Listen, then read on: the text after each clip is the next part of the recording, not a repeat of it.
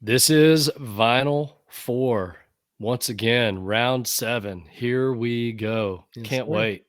Yep, absolutely. We introduced all the matchups for round 7 on the last episode. Had some time to think about it. Hopefully the listeners had some time to think about it, maybe even make their own choices. Before we get started, we're going to jump right in, but before we get started, I will quickly recap, as we always do, the round 6 vinyl 4s. So the 4 started with 16 as always, narrowed it down to 4. It was very tough. We have the band, Music from Big Pink, AC/DC Highway to Hell. Those were your two choices. And then mine, the band, self-titled The Band, and Pearl Jam 10. So the band had 2 make it in one vinyl 4. Not bad. Yeah, they mopped up, man. That's pretty They impressive. mopped up. Congratulations to the band, and well deserved. Here we go. We're going to just jump right in. We've got some. I've been looking at my choices and also thinking about yours and some strategizing in the redemption round. Oh Not yeah. sure where a couple of these are going to go. I'm going to jump right in. You go first this week because we're at an odd round number this week, number 7. Yep. Here we go. You have a choice between the Byrds, Sweetheart of the Rodeo, which came in at 120 on the Rolling Stone 500, versus Jane's Addiction, Nothing Shocking, number 313. Woo. So this is easily one of the hardest choices I've had, but it's not that hard because I'm looking at your picks as well and knowing that when I discard this one album, you are going to scarf it up. So I won't feel bad about it. But I'm going to be honest. Now, look, the Byrds, Sweetheart of the Rodeo is phenomenal. Come on, Graham Parsons, his influence in that project brought the Byrds to a whole different level that Byrds never put out an album quite like that. That is them doing honky tonk, just killer stuff. But Jane's Addiction is just one of those special bands for me. And Ritual de la Habitual, the follow up to this, is equally as good to me. We'll get to that later, but Nothing Shocking is awesome. I love that album from start to finish. Standing in the shower thinking, God, what a great song. So I just there were no band was quite like that. And in the metal scene, believe it or not, that all the metal bands were paying attention to what Jane's Addiction was doing on the Sunset Strip and everywhere they played. They were that monumental. They had that effect, and they weren't a metal band. So I have to go with Nothing Shocking. Tough choice. I would have gone a different route. I'll say that, that, but that Nothing Shocking to me also just one of the most memorable albums of that time period. How can you can't go wrong with either choice. I'm ready. All right. Bring it Your on. choices are coming in at 293. You have Bob Dylan and the band, two artists that have been mentioned quite often with the Basement Tapes. And then that goes up against number 430, Brian Eno, Another Green World.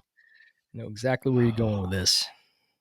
Yeah, I'm going to get pretty predictable here. And I've already done this once with Mr. Eno. Apologies. I know Craig's actually a bigger fan of Mr. Eno than I am, and he is a genius. But Bob Dylan and the band, the Basement Tapes, and it's not as, for me, still the band. I said it last week, it's one of my favorite albums of all time. This one to me is not as good, but man, when you talk about You Ain't Going Nowhere, Wheels on Fire, there's there's so many songs that I was looking back at this. Ain't No More Cane. What a great song that is. $1 Million Bash, Orange Juice Blues. I love this record. I'm going all the way with Bob Dylan and the band, the Basement Tapes. Yep. That's what I thought. That's what you figured. Yeah. Okay. You have now 86 Bruce Springsteen, Born in the USA versus 132 Various Artists, Saturday Night Fever, the original motion picture soundtrack.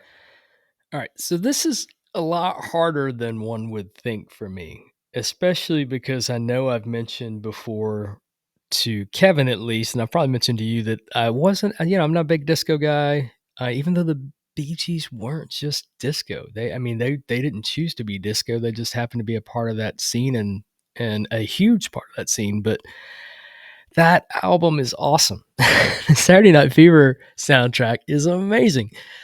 But because of our exploration here recently and diving into some Bruce Springsteen albums and getting beyond that title cut, which way overplayed, that album is just phenomenal. It is just it's astounding. That album alone would top most bands' greatest hits. It's that good. I mean, just from start to finish, there's not a dud on that entire. The worst song is the title track. So, got to go with Bruce Springsteen with a little "Born in the USA." Gosh, what an amazing album. It is it's right up there, especially for commercial albums because it was so commercial and commercially successful. Yeah. But it is one of the best commercial albums Oh, of the easy, 80s. easy. Yep. Easy. Maybe 80s, 90s, 70s. It's Period. you couldn't you couldn't go anywhere without hearing those songs. And to me, the best songs are the ones that weren't the top 40 hits. Right. Yep. Darlington County comes to mind. Just on and on. But yeah. All right. But you made your pick. I can't touch it now. It's safe. All right. All right, we're seeing. I've seen this a lot, so I already have some of the. I have round 8, 9, and 10 already pre-selected just for ease for us, and we're seeing a lot of. Even though the bands might have 3 or 4 albums in the entire list, to have a pool of 500, we're seeing a lot of duplicates that come up in the same 16. And here we have another one at 127 with the Byrds from Younger Than Yesterday. And then that goes up against 196, also various artists. And that's the Nuggets, original artifacts from the first psychedelic era, 1965 to 68. Yeah. I don't have no Yeah. idea where you're going with this. I really don't. I don't either until right at this moment, honestly. But I've been on the fence about this one since I saw the matchup last week. The interesting thing is too that the Byrds are on this list. Last week it was heavy. We had both of the albums by the band, Yep. first 2 albums. And then this week we get Bob Dylan in the band and 2 albums by the Byrds. And who did Bob Dylan songs more than anyone else? The Byrds. Right. It's just funny. Oh, you had a Bob Dylan last week too. I mean, it is funny how they've been lumped together here. I love the Byrds. I'll save some other comments for another time, but and I'm not big on the various artists thing. I'm really not, but I got to go with Nuggets because it was so influential. It influenced. Looking back at that, I was going back and looking at all the songs that were included on that and thinking this framed everything that I knew about the late '60s, other than the Beatles and a few of other, but a lot of those one hit wonder bands. Mm-hmm. Um, there were so many songs in there at the beginning, sort of the beginning of punk, the original garage bands, Yep. and you listen to that in its entirety, and I have it on vinyl. Like I have the box set. You listen to that in its entirety, and I used to listen to it more than I do now, but it's an amazing way to listen to a collection of songs from the '60s that some were hits, some were not hits, but it really frames up. I don't know that there's ever been a various artist album compilation quite like this. That was Lenny Kaye was the compilist, I guess you would call him. This may be the best compilation album, not because it's easy to just take a bunch of hits and call it a compilation and go, "Oh my gosh, this is great."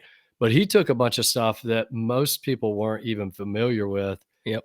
put it together with some one-hit wonder type songs, and came up with something that was so impactful for music. And I think probably every punk band, every rock and roll band of the '70s and '80s probably had a copy of this. So I'm going with Nuggets.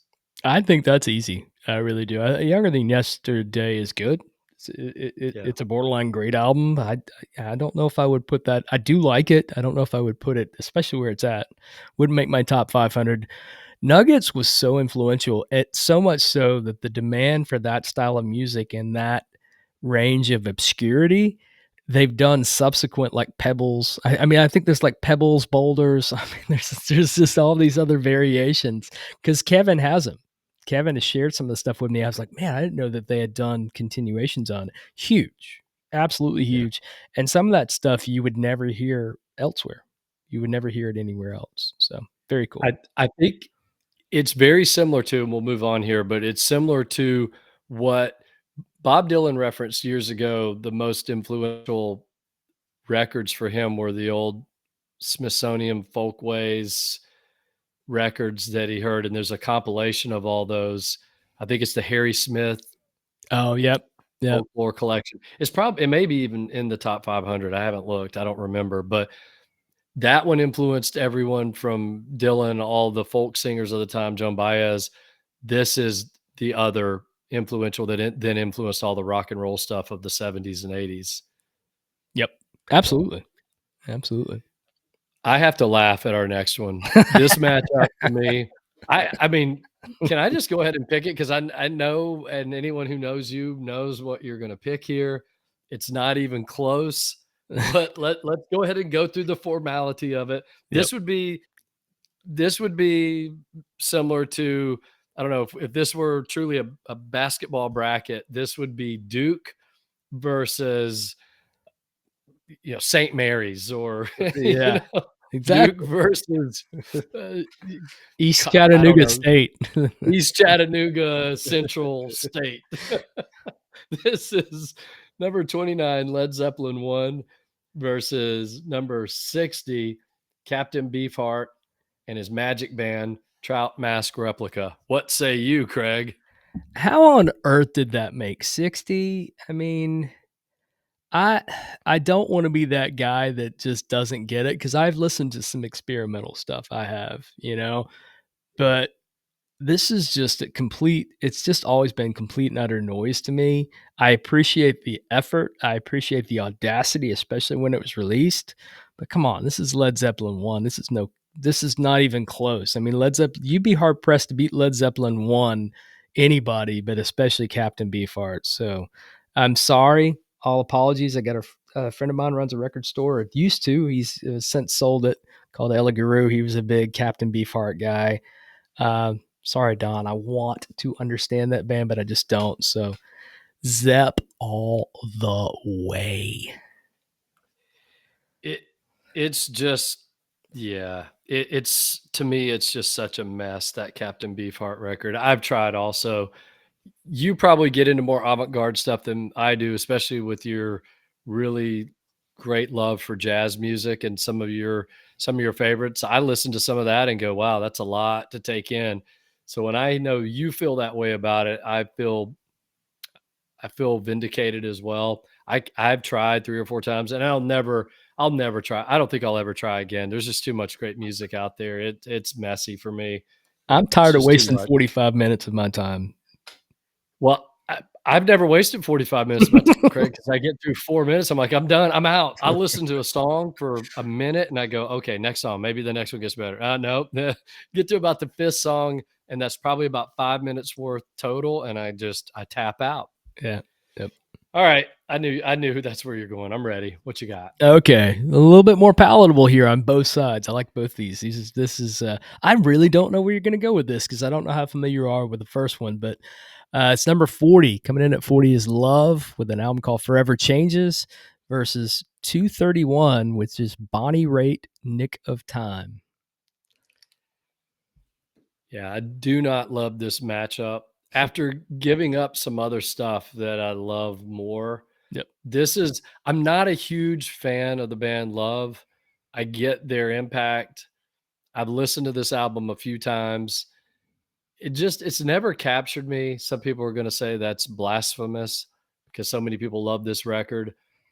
And I'm not a huge fan of Nick of Time. I like some of Bonnie Raitt's earlier stuff better, Yep. but it's really, really hard if I'm just So that becomes in, okay, what's the tiebreaker? And for me, it's really hard to vote against the Bonnie Raitt album because it was such a massive hit. It had so many big hits on it.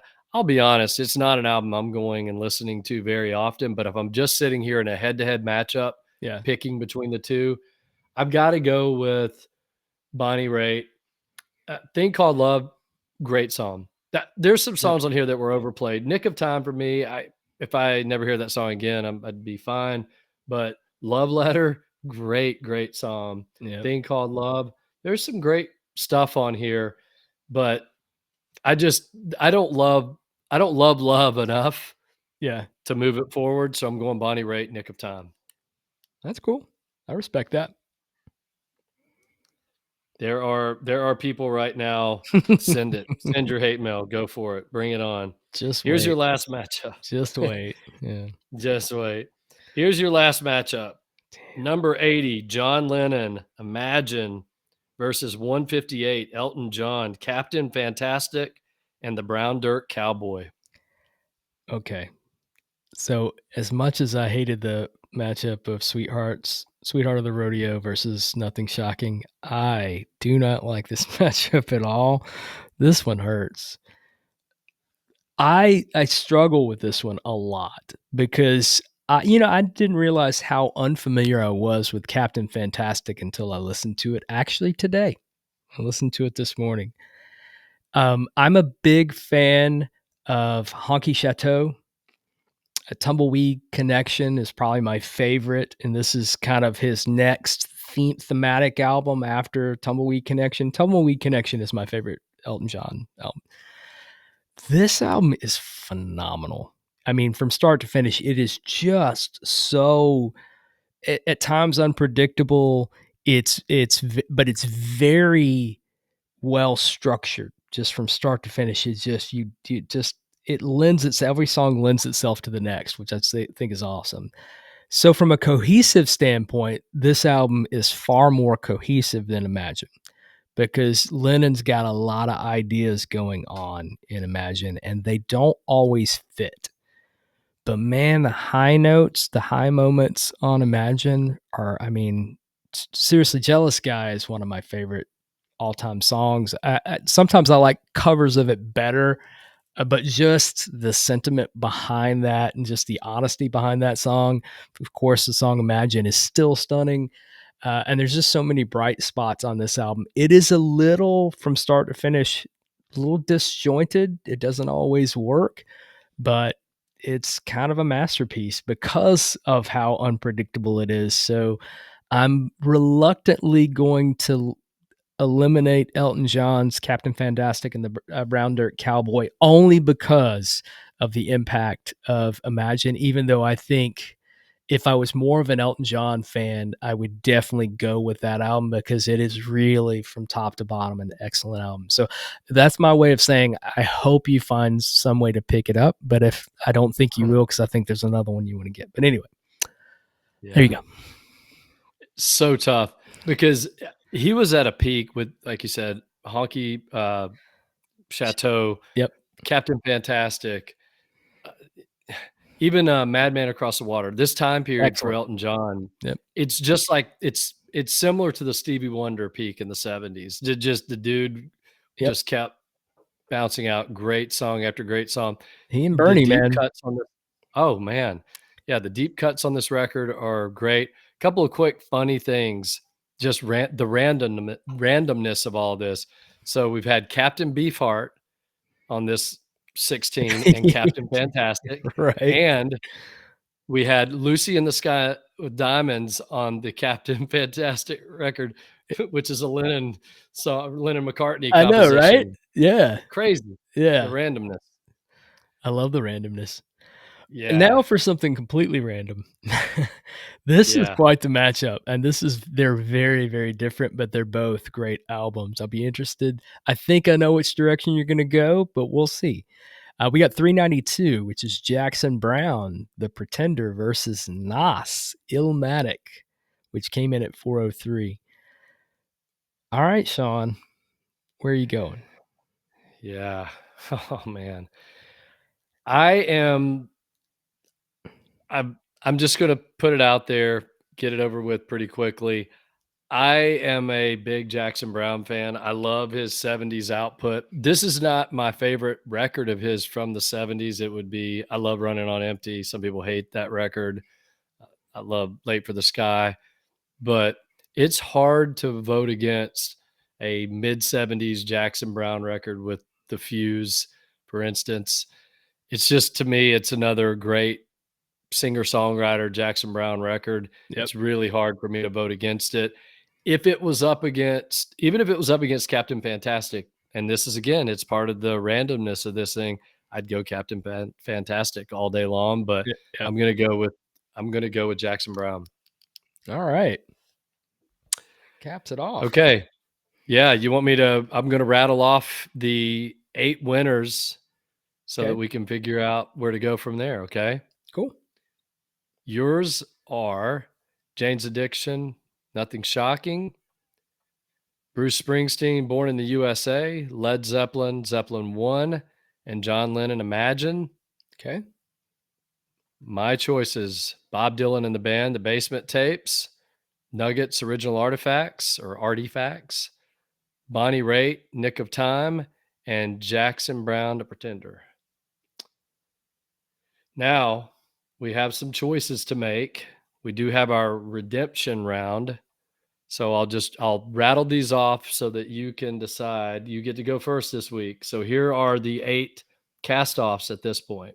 Yep. The Byrds, Sweetheart of the Rodeo, Brian Eno, Another Green World, Saturday Night Fever, the original movie soundtrack, The Byrds, Younger Than Yesterday. I think this one's going to be safe, but Captain Beefheart, Trout Mask Replica. Love Forever Changes, Elton John, Captain Fantastic, and the Brown Dirt Cowboy, and Nas, Illmatic. You get to go first. Is there anything you want to trade? I'm not gonna lie. I am tempted to go back and snag that Elton John. I mean, it's that. I mean, after one full spin, and that's it. Seriously, that's. I don't know why it took me so long to come back to this album because, like I said, I've loved Tumbleweed forever. I guess for some reason I just thought maybe there would be a slump. There wasn't. I'm tempted to trade Bruce Springsteen's Born in the USA for that, but I'm not going to do it because Born in the USA is just such a great album.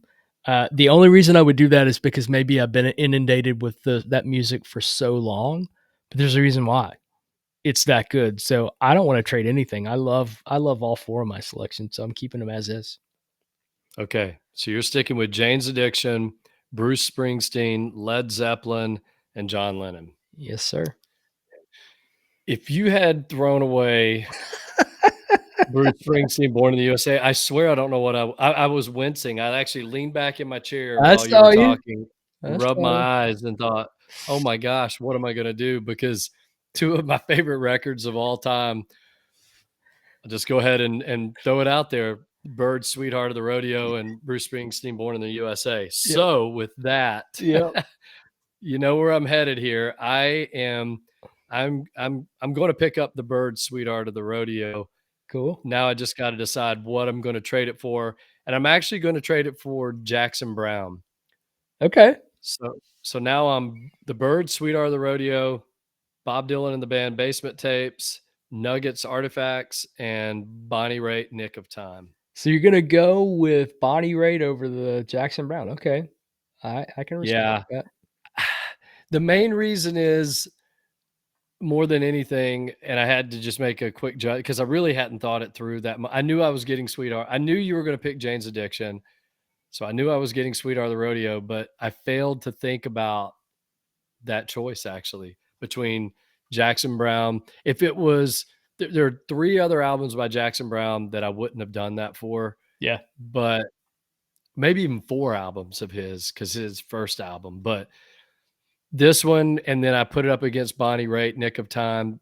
And if there's a tiebreaker, Nick of Time was just such an impactful record. It was everywhere. There's so many great songs on it. Again, not my favorite record of all time, but right at that point of the tiebreaker, yeah, I went with Bonnie Raitt. So now we have another tough choice, which is getting it down to 2, and you get to go first. So I'm putting all the pressure on you. Do you know what you're doing? You better. This is tough. Yeah, I'm gonna go the predictable route, Shawn. I'm gonna go with the low numbers. I'm going with 29 Led Zeppelin 1, and I'm going with 80 John Lennon Imagine. And that's tough to put that over Born in the USA. And Nothing Shocking for me. I hate that I'm putting that out. I probably listen to that more, but I got to be honest. I just when I do listen to Imagine, it's an amazing listen. Listen to it this morning as a recap today, just to confirm. I wanted to do that side by side comparison. And what can I say? Led Zeppelin 1 is just one of the, if not the best debut albums ever. So I'm going Led Zeppelin and John Lennon. Yeah, Led Zeppelin 1, if it's not the greatest rock and roll debut of all time, it is in the top 5, and it's almost indisputable. You talk to anyone that knows rock and roll, and you talk about the greatest debut albums of all time, name me 4 other ones that are better. I mean, Are You Experienced? I'd put right up there with it. You could Absolutely. argue Ramones. There's a few others. We've talked about some already, but I don't know that you could say any of those are even better than Led Zeppelin 1. So I'm with you there. Okay, well, right out of the gate, I am going to go ahead and eliminate Bonnie Raitt. Nope. Now I've got a tough choice between the Nuggets, various artists, Bob Dylan and the band Basement Tapes, and the Byrds, Sweetheart of the Rodeo. Sweetheart of the Rodeo by the Byrds is one of my absolute favorite albums of all time. I think it's the original. There were other country rock albums that were probably before, but this is the one that set the stage. It is the gold standard. If you love alt country, Americana, country rock, call it what you want, anything. If you love what the Eagles eventually did, or Poco, or any of these bands, this was the album, the blueprint with Graham Parsons. It's just a nearly perfect record. Yeah. The Christian Life, I love that song. just yeah. It's just I love this album so much, and I always have from the first time I ever heard it. So it's in. It is safe. So now I'm down to Nuggets and Bob Dylan and the band. And it's a really tough choice, but I'm going to go with Bob Dylan and the band because it is it's just hard to vote against that when it's up against a various artist record Yep. when it comes to that, because I look at that Basement Tapes. I don't know. I think there's 25 or 30 songs on there. Yep. And again, there are other songs that I would say there's some of their other work that I like better. But when you start just song after song and you're going, this is the history of early Americana music, it's Mhm. that good. So Yeah. here I am picking 2 Americana albums on this vinyl 4, but I'm going with Bob Dylan and the band, the Basement Tapes. I have great selections. I think you can't I mean, honestly, I think those are for as much as I had the debates with mine, I'm happy with mine. And I think you're happy Yeah. with yours too. And I'm so happy that I'm just being honest for me, the Nothing Shocking versus I'm so glad you picked that up. I knew you would pick that up. But yeah, if I would have eliminated Born in the USA, you would have been really conflicted, I think. So Oh, it would have been torture. I don't know what I'm still not sure what I would have done there. But yeah, that's the beauty of this. That's why we love doing these matchups. All right, in a second, we're going to preview next episode's round 8. yep. But before we do that, let's do a quick. I know we always have a couple, and you can go first. Do you have 2 you want to talk about that should have been in the top 500 that are Oh, not? for sure, for I sure. know you do. I'm gonna start off with one that I mean, dude, I was just floored that this was not in there. Let me go back and look just to make sure because I want to confirm, do a double check here. The fact that this is not on there floors me, and that's "Check Your Head" from Beastie Boys. They got Mm. Licensed Ill, and you got Paul's Boutique. Paul's Boutique is brilliant. Why not Check Your Head? I was thinking that Ill Communication was on there as well. Maybe it's not, but regardless, I think Check Your Head is just, I think it's the underrated album from them. I think you get more with ill communication, with sabotage and stuff. They're just so big at that point. They're just everything they did, everybody was tuned in with. I don't think, I mean, but really, Paul's Boutique was such a deviation from License to Ill that it kind of got ignored. And it was always seen as this underground masterpiece, and it took people time to recognize that. Some people might have saw it as like, oh man, there's just, where are the bangers? Oh, believe me, you just give that time to seep in. The mixing, the samples they did on that, brilliant. No doubt needs to be in the top. But I'm telling you, Check Your Head took that and rocked it out a little bit more on Check Your Head. It's my favorite Beastie Boys album, even though I think Paul's Boutique is their best. I love that album. I'm shocked it's not on there. And then the next one for me, and you mentioned talking about on Revinyl, you were talking about Steve Earle, because you were talking about featuring Steve Earle's album on Schizophrenic Music during COVID, because that album was released during then. I featured this album. It was my first album that I featured. It is one of the most overlooked. It's not underrated. Everybody that knows it says it's bar none one of the most important blues albums of all time. 5-star album, Chicago Blues on Delmark Records. Magic Sam's West Side Soul. I'm telling you guys, this man tragically died way too early. But he put out 2 just brilliant albums, had a lot of recordings on Cobra Records that were astounding. But by the time he put out this debut album, West Side Soul, from Delmark, telling you, this man was just different. His voice, his guitar, everything about it was just different. I mean, he just, to me, I love me some Buddy Guy's my favorite just because of the breadth of his catalog. But my favorite album is definitely West Side Soul in blues. It's not even close. It's just it is a watershed album. I think everybody should know this album. If you're into blues, it's almost mandatory that you own this. But yeah, it's just astounding. But it's seen as obscure. He's seen as obscure, sadly. So Not a household name, no. but I know how much you love him. I'm gonna go with a couple of household names. Well, one which is definitely a household name, the other should be a household name, but everyone knows at least one song that he did. 1981 was a really good year for rock and roll. I cannot believe, actually I can believe it, I understand it, but Rush Moving Pictures. Wow. It it's just such a great record. It's I mean, everything on that with Red Barchetta and Tom Sawyer and Limelight and YYZ. Oh my gosh. There's not a weak moment on that album. And Yeah. it was an entry point for me early on in hard rock. It's not a hard, I mean, it is a hard rock album, but it's Yeah. not. Yeah. It's so It's much more. it kind of fits yes and no somehow. Yeah. Yeah, yes and no somehow. But the drums with Neil Peart, obviously, it's just such a great record. The other one, that one at least could be considered. The one I'm gonna mention now, a lot of people would go, I don't know." You may even say this. I think Kevin would say, "Yes, top 500 of all time."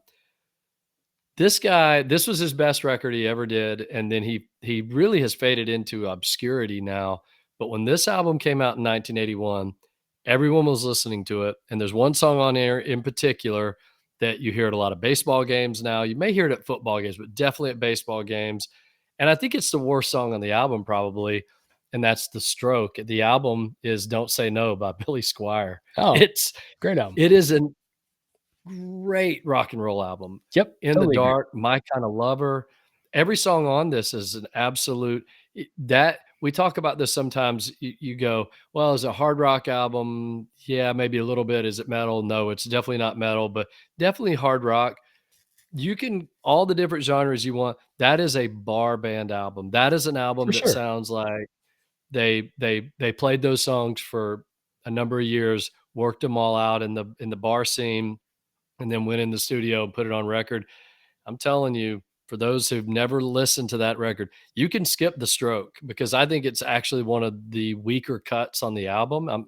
Great song Yeah. and very clever, but the rest of that album, What Do You Want From Me, all these songs are just so good. The band that he assembled for that album, this guy had everything. He had the looks, he played guitar, he was a great singer, great songwriter.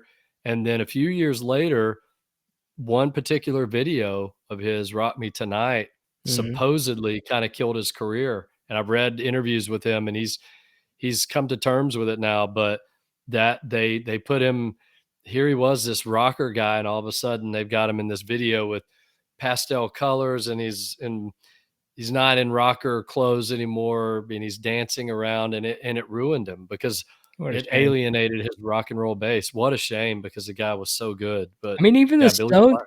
Even the Stones did that with the whole pastel colors thing, and they got away with it. Yeah. I put him in the same category with Bryan Adams, John Yep. Cougar Mellencamp, that same realm of rock and roll, Eddie Money. Phenomenal songwriters, but they just weren't cool. They're not seen as cool anymore. They were certainly cool when they came out, for sure. I just don't think that style of music has aged well to people, and I think it's aged very well. I think it Yeah. gets well overlooked. I think that's a great overlooked gem, in my opinion, and I agree. I think Yeah. that album's phenomenal. So good. I listened to it recently. I was working out at the gym one day and I just thought, I haven't listened to this in a long time. And I re-listened to the whole thing. I love it. And yeah, it was that time, 1981, good hard rock was coming back into fashion, Right. guitars, drums, some keyboards and synthesizers, and he did it really well. All right. All right, so I have to sidebar. I'm just looking here because I Yep. have the master list up, and I did like a little pivot table just so I could see the artist and what albums they have without the actual number. There's not a Yeah. single Rush album on this top 500 list, but there are 2 Red Hot Chili Peppers and 2 Roxy Music. Now, look, I like both those bands a lot, Yep. Me too. but are you kidding me? I'm just gonna say that. That's it. I'm just saying. Are you kidding me? How Just is that possible? I'm just saying. I actually thought about that recently because I was gonna be defiant, and every week for like 3 weeks, I was just gonna do a different Rush album Yeah, because for sure. there's a couple of other ones. It's easy pickings because how do you not have Rush records in the top 500? It's astonishing to me. 2112, Signals, uh, Oh, Permanent Waves. I mean, I get it, like I said, moving pic you there's at you are least stealing my thunder, Craig. sorry, You dude. can't do Oh that. my god. No, I'm with you, man. And yeah, Moving Pictures was the obvious one because if there was one album that could legitimately make it, even though Signals might be my favorite of their more modern, the second part of their career, Hands down, yeah. but Moving Pictures was just massive. It's got massive hits on it. It seems like an obvious choice. If there was going to be one Rush album, Yep, even though some of the other ones fans would say 2112 is better or Permanent Ways, but Moving Pictures really, if any album in their catalog had a shot at the 500, it would be Moving Pictures. for That's sure. why I brought it up. Love it. All right. I'm going to go through our matchups for next week. Everybody get your pen and paper out because here we go. Next week, I go first. This will be round 8. So and I'm just going to do artist and title really fast. We'll run through it. Bruce Springsteen, The River versus Meatloaf, Bad Out of Hell. That's my first matchup. Craig's first matchup will be Kiss Destroyer versus Sonic Youth, Daydream Nation. Then back to me. It's going to be Janet Jackson, The Velvet Rope versus this band. I think I've heard of these guys before, Led Zeppelin. I think I've heard of Led Zeppelin 2 before. Yeah. All right. Next up, Craig has Portishead, Dummy versus James Brown, Live at the Apollo. Wow, you talk about opposite ends of the spectrum. A live album, a studio record, more modern versus an all-time classic. That's a good one. Yep. Next up for me will be Aerosmith Rocks versus David Bowie, Station to Station. Then it'll be back to Craig, the Velvet Underground Loaded versus Chuck Berry, the Great 28. I'm laughing because I know how Craig feels about Chuck Berry. Yeah. Goes back to me, then the Rolling Stones, Out of Our Heads versus Dr. John's Gumbo. And the last one, this is just unfair, This is but what I said. I can't wait for you to see this matchups. this is unfair, so unfair. But you know what? I have a sneaking suspicion that somehow this gets the loser in this one gets picked up in the redemption round. I'm just saying. And that's Radiohead Kid A versus Radiohead OK Computer. Y'all, this is how you know we're not making the randomness up, because we would never. No. That would be so disrespectful to Radiohead to pit two of their albums against each other. I don't even really want Radiohead in the same round. Honestly, it's just not, because what if one of these doesn't make it? It seems so criminal. But Radiohead versus Radiohead, this is why I love these matchups and the randomness of it, Yeah. because you can talk all day about your favorite albums. You can even talk about your favorite Radiohead albums, and you'll rattle off two or three of them. What if you had to pick one and you couldn't sit on the fence? That's what's going to happen next week with you. And they have 5 albums in the top 500. And I'm Yeah. not saying that they're not worthy. At least 4 of these to me are worthy. Yeah. But right out of the gate, it's their 2 most critically acclaimed albums. I'm like, "Geez, dude." When I saw Yeah. that pop up, I'm like, should I just lie and say, "No, I'm not Yeah. gonna do it," because I could have Pick totally another number. chose another number, but I'm like, I'm gonna let it ride because, like Shawn said, I'm just hoping that other one gets snagged, but we'll see. You could have done that. I mean, there's no CPA looking over your shoulder verifying the results like in a lottery or something. I don't wanna get You audited, could have man. cheated.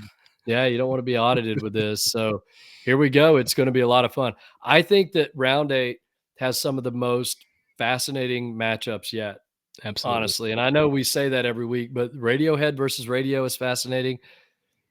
Velvet Underground versus Chuck Berry to me is a fascinating matchup. There's Yep. a couple of these where I usually know what you're going to pick, but I have some. There's a couple here where I really don't know. So I'm excited. Everyone, check us out.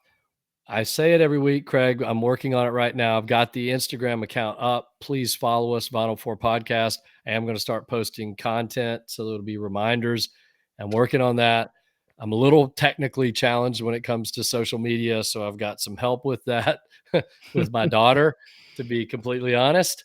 But also, you can send us emails, vinyl4podcast@gmail.com. We'd love to hear from you. Yep. And thank you, everyone, for listening and for following us on Instagram. See you next week. All right. Take care, everyone.